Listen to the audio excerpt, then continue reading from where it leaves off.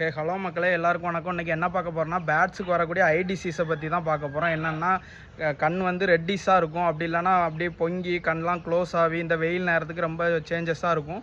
அதுக்கான best medicine கொண்டு வந்திருக்கோம் மக்களே. என்னென்னா இதான் மக்களே, செட்டக்ஸ். இதோட நேம் வந்து என்னென்னா செட்டக்ஸ் மக்களே.